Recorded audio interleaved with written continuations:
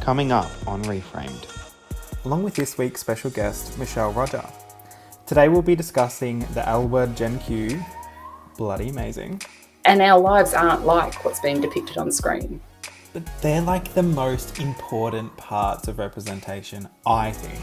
You know, they do these things. We have sex, and I'm like, I don't know the last time I saw that represented on screen.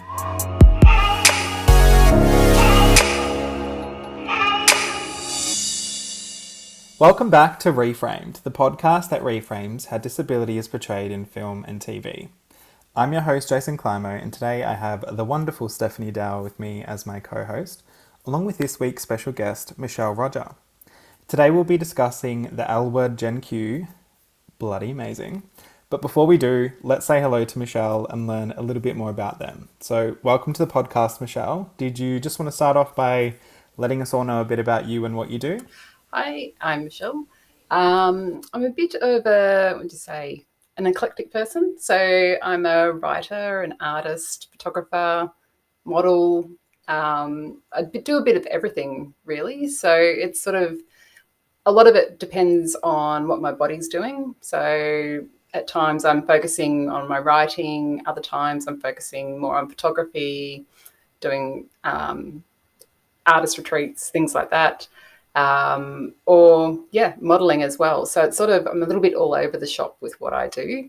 And I do a lot of work online, particularly on Instagram. So I've run a project now for 7 years called Up and Dressed, which is basically exploring fashion and disability, but also just a celebration of actually getting physically up and dressed when you're particularly chronically ill.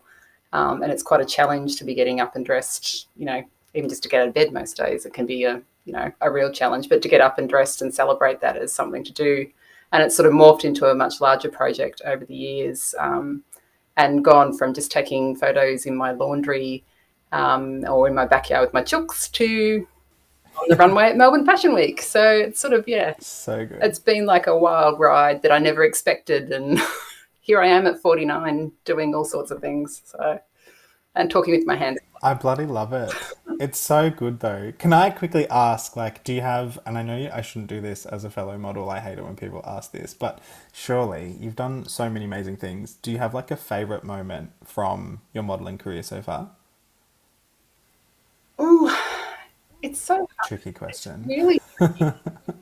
I think, look, to be honest, I think last year when I did the underground runway, it was a favourite moment because it was the first time I'd been on a major runway that actually felt inclusive and diverse authentically.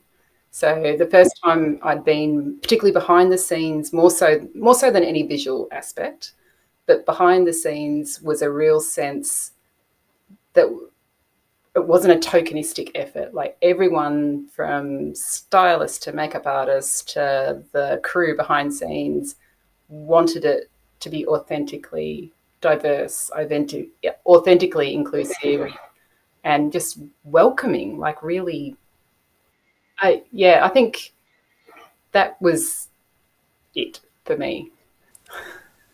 That was the moment. Yeah, it was just because it's so rare, I think. Yeah.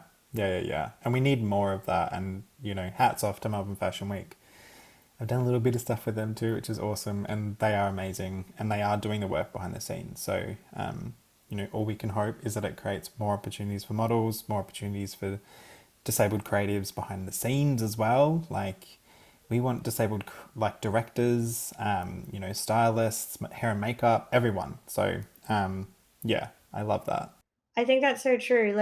For me, audiences are so smart nowadays. They really know, you can really tell when something is that genuine, authentic representation, and you can see it build from the initial seed along the entire, I guess, artistic process or creative process. It's richer, it's fuller, it just is a deeper representation. And I think that's the same when it comes to film and television. You can really tell when that genuine representation is happening behind the scenes as well as in front of the camera. I guess for you, from your perspective, why is it so important that we see more of this out there, and audiences are exposed to more authentic and genuine representation of disability, particularly on screen. I think it's both for disabled people themselves and for the general community as well. Because I know myself, I became really unwell in my early 30s. So I'm 49 now, so it's been nearly 2 decades I've been crook. There was such limited anything that wasn't pity, depressing, horrible. Every movie that came out, where you killed yourself rather than continued life as a disabled person. Like, that was essentially it. And then you got an Oscar for it and whatever.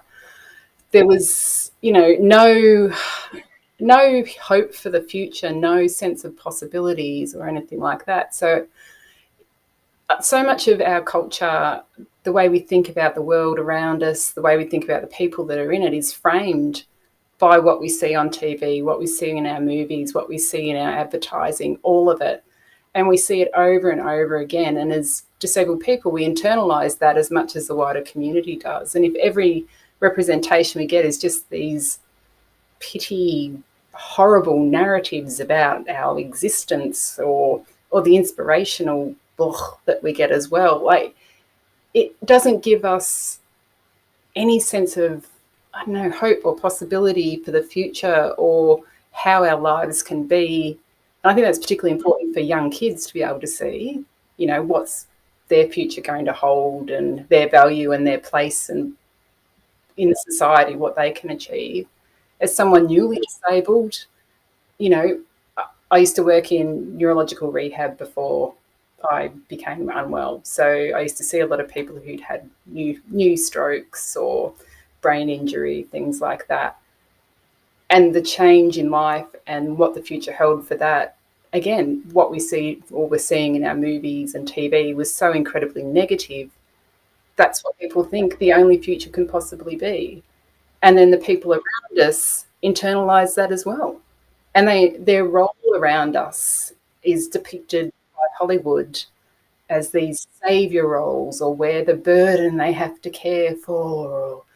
And that's not what reality is and what our lives are. And I look around at all the people that I've been lucky enough to meet and get to know in the disability community, and our lives aren't like what's being depicted on screen.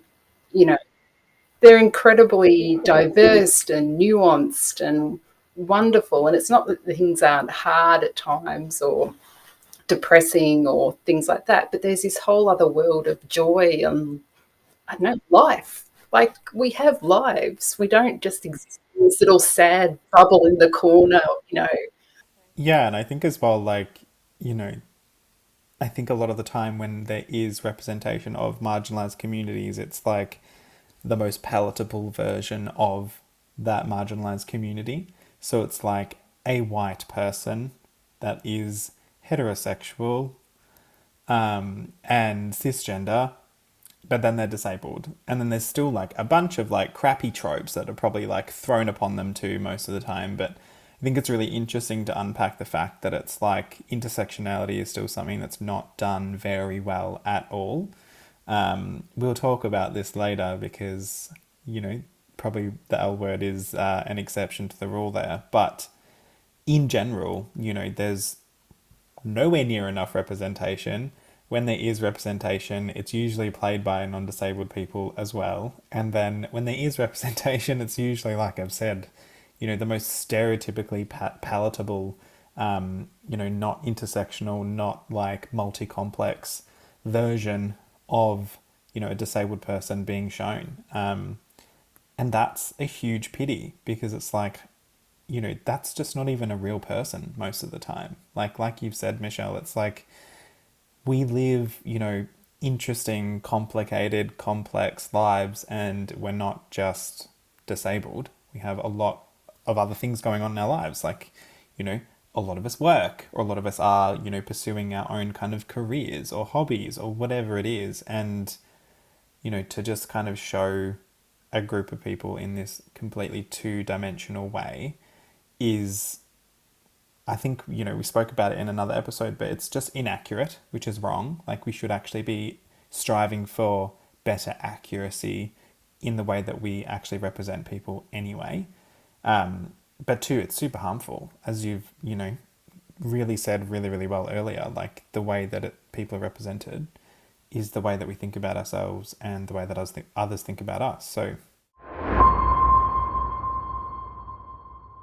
let's get on to analysing the L word Gen Q. So to kick us off, Steph, did you just want to give us a bit of a synopsis? With this show, we're returning to the L Word, which was a groundbreaking series for its portrayal of the LGBTQI plus community back in the early 2000s. So the L Word Generation Q, which is the new show, the new revamped show, reacquaints us with original characters Bet, Shane, and Alice as they continue navigating the trials and tribulations of life and love with a whole new generation of diverse queer characters. Particularly making special mention of the character of Maribel, who is played by actress Jillian Mercado. And Jillian, like her character Maribel, is actually a power chair user that lives with muscular dystrophy. So, from me and my perspective as a female power chair user, I am super, super excited by Gillian's portrayal of Maribel. But let's go to Michelle first. Michelle, what are your thoughts on how Generation Q has handled disability? I'm another power chair user, and I'm equally excited because it's just so rare to see a power chair user in these contexts. Like, it's just, it's. I realized by the end of watching it how much I've needed to see a character like that, and I almost don't care if it's got faults because I'm so starved for that kind of representation that it's just, I could feel myself, like at the start I was a bit like, not quite sure, like I hope it gets, more lines, please, more character development. And then because I was watching it so quickly and it was happening so quickly, I could feel myself getting excited by seeing this character, just little snippets of life where it's obvious that Gillian's had a say in the character, and just things. There's a little scene, it's early on. She's sitting at the table after can we do spoilers? Yeah, God, yeah. Yeah. Spoiler alert. After the wedding's blown up and Finn came in and God, yeah. declared her love, and they're sitting at the table and all the presents are there. And she goes to get just a whisk off the table. It's like a nothing sort of moment. And now I'm going to lose his name. The boyfriend. Micah goes to reach for it. And she's like, no, I will tell you if I need you to do that. And it's just like, yes. Get it. Yeah. Yes. And it's such a nothing small moment, but so much of life I go, and I particularly notice when I'm out, not so much at home with people who know me, but you go to get something and someone is instantly going to help you to do it without asking. And it's just a tiny moment of reality. And I was just like, but they're like the most important parts of representation, I think. And like you've said, most likely that was because they had genuine casting. I'm going to throw to Steph in a minute because Steph's like our resident nerd who does all the research to see like what other kind of cast and crew were involved that were also disabled, and I love it. But, there may have been like a writer with disability as well, but if not, that was purely due to the fact that they cast Gillian in that role, and Gillian had that knowledge because she has the lived experience, so she could bring that to the show, and that creates moments like you had whilst watching it. That creates moments like that for the audience, and that is what makes shows work, when they actually have genuine casting, and it's not some person who's like gone to a rehab center and done this really superficial bullshit fucking like research where like literally you can tell that they just probably did a lap and spoke to a few people who were probably starstruck because it was like Eddie Redmayne or someone like that came through, and they didn't actually get real in-depth, amazing information. I mean, I'm speculating here, but the way that those kind of portrayals generally work out, I think we can deduce that like genuine representation and genuine casting almost always like trumps that. So, Steph, do you know if there was any other tidbits, exciting things of behind the scenes? Um, I'm not aware of any other people with disability behind the scenes necessarily. I did read some interviews with Jillian, and she spoke about how she was, the writers and that would reach out to her and discuss with her, which is obviously great because she could bring that lived experience to the role, and she wouldn't have it any other way. Again, it would be. I know we spoke about this on another episode. It would be nice if as an actress, she didn't have to also necessarily, consult or provide that perspective. But the thing is, when you are building a character, when an actress or an actor is building a character, they do bring their own experience to the table and they do consult. So I guess, that is there as well. It's not an unusual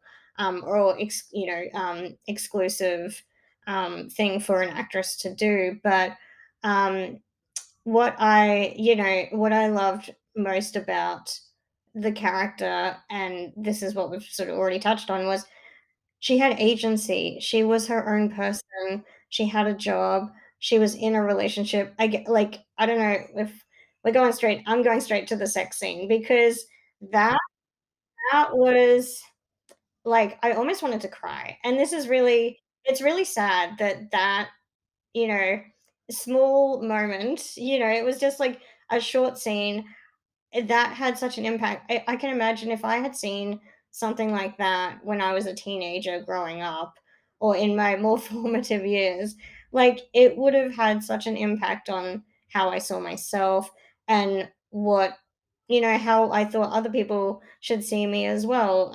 So that was really, I've never seen anything really like that done in a positive way as well. I know there has been the other portrayals out there, but it's sometimes done in like a weird, not necessarily in a loving relationship kind of way. Um, that again, like the character has agency and choice, and she knows what she wants. And I think even there was one small little moment where she like moves his hand, like when they're in bed together, like to where, and it's just yeah, it was just so well done. Again, this is the kind of stuff that I want to see so much more of because again, it shows not just people with disabilities themselves, but the like wider society that this is what happens. This is exactly this is how people with disability live. They do these things. We have It's sex. it's not well. Yeah, and like we have sex, and most of us know what we want when we're having sex, and that's something that needs to be portrayed a lot more.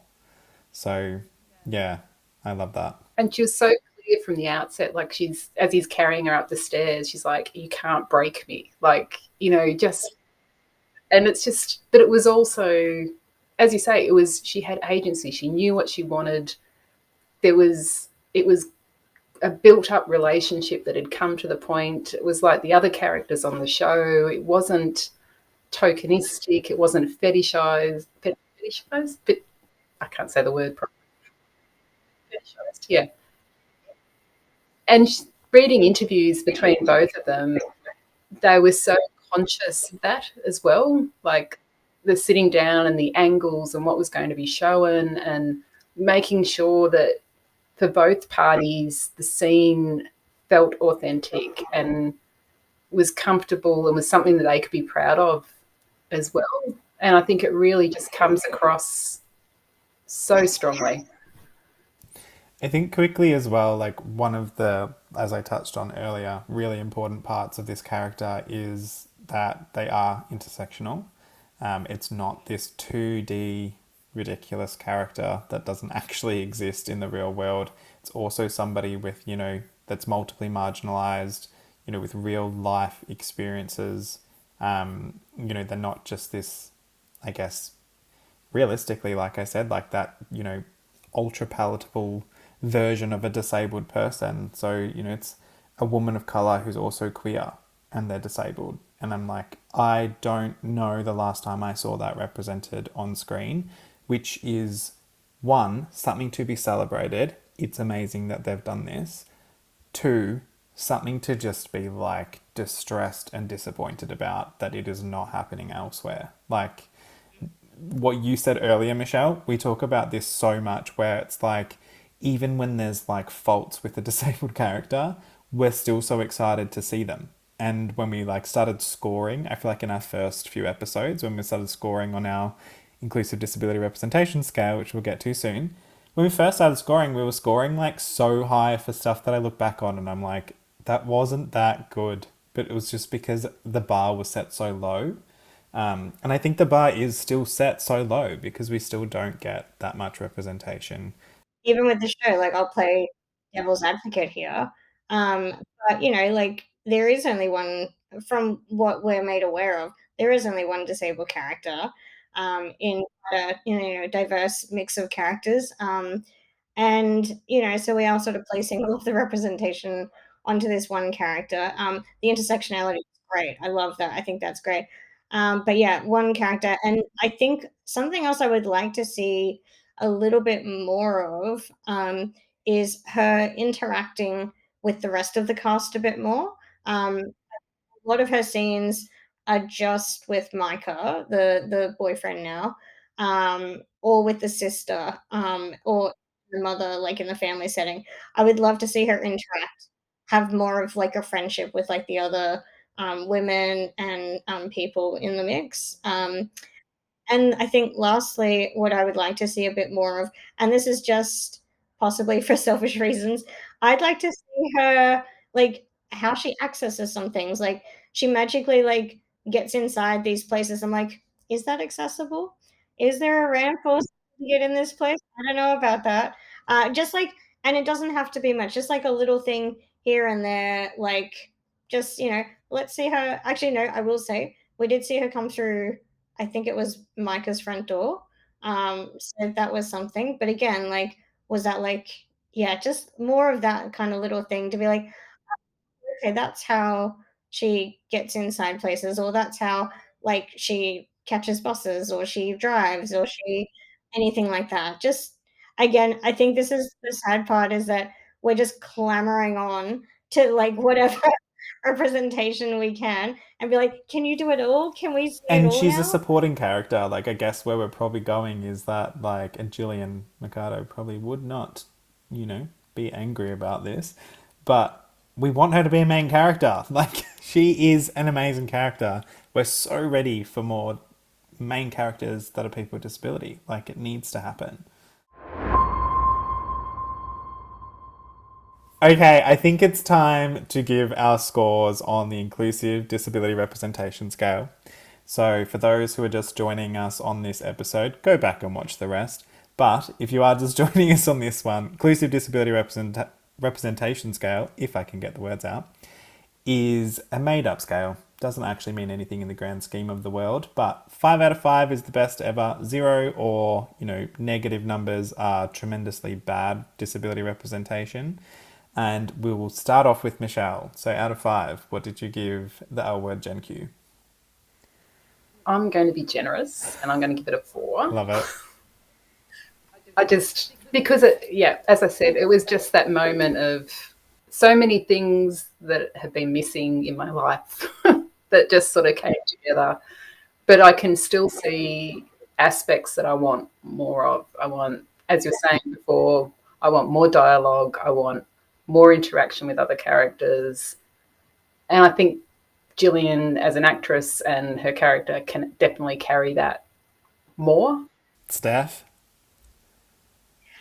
I mean, if you thought you were being generous, I'm going to be extra generous. I'm going to give it a 4.5 Oh my god. out of 5. And like, I just love her character. Person with disabilities being shown in a positive light in a romantic relationship. That's something that in an interview that Jillian did, she did say she wants to see more disabled people being represented in or shown in a positive light. We want to celebrate the joys of our lives, and because we're well acquainted with the negative narratives that we've all been exposed to. Let's see the joy. Let's see the positive. Let's see.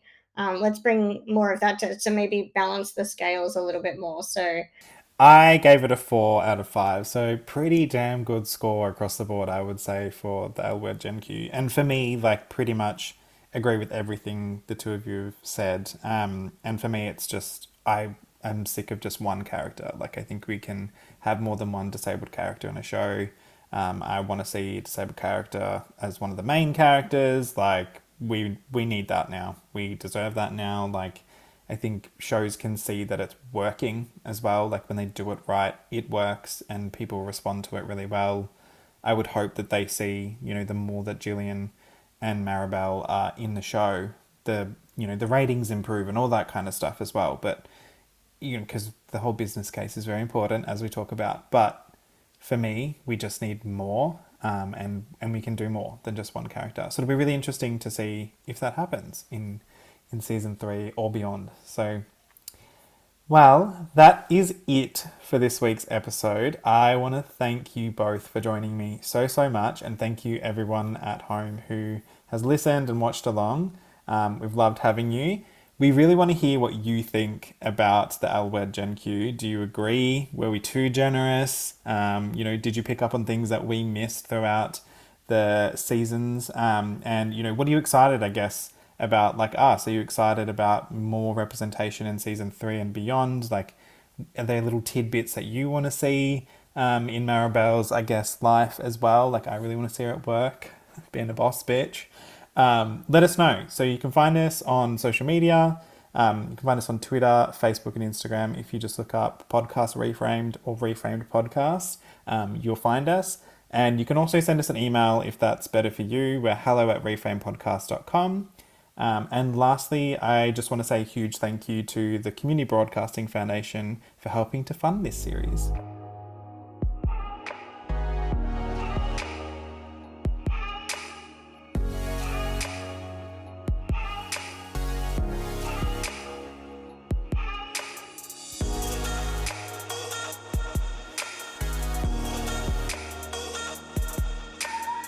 This has been a production of Attitude Foundation.